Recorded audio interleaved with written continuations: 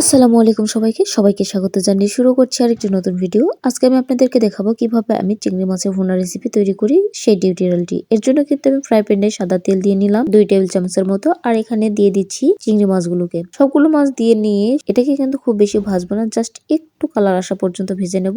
এরপরে কিন্তু এগুলোকে আমি উঠাই নেব। আর চিংড়ি মাছ বেশি ভাজলে কিন্তু এটা রাবারি টেক্সচার চলে আসে, মানে এটা কিন্তু অনেকটা হার্ড হয়ে যায়। তো এর জন্য চেষ্টা করবেন এই মাছটাকে খুবই অল্প ভাবে হালকা একটু শ্যালো ফ্রাই করে নিতে। আর এরপরে কিন্তু আমি ওই একই ফ্রাই প্যানে আবারও 2 টেবিল চামচের মতো তেল দিয়ে, তেলটা একটু গরম হলে সাথে দিয়ে দিয়েছি জিরা ফোড়ন, আর এরপরে দিয়ে দিলাম বেশ কিছুটা পেঁয়াজ কুচানো। পেঁয়াজটাকে একটু নরম হয়ে আসার জন্য আমি কিন্তু প্রথমেই লবণ দিয়ে নিয়েছি। এরপরে একে একে আমি হলুদ, জিরা গুঁড়া এবং মরিচের গুঁড়া দিয়ে নিয়েছি। নিয়ে এগুলোকে একটুখানি ভেজে নিয়ে এর মধ্যে দিয়ে দিচ্ছি টমেটো কুচি। টমেটো দিয়ে এটাকে সুন্দরভাবে নেড়ে চেড়ে নিয়ে এর সাথে কিন্তু আমি দিয়ে দিচ্ছি আদা এবং রসুন বাটা। আর সবগুলো দিয়ে দেওয়া হয়ে গেলে এগুলোকে একটুখানি ভেজে নিয়ে আমি এর মধ্যে দিয়ে দিচ্ছি পানি।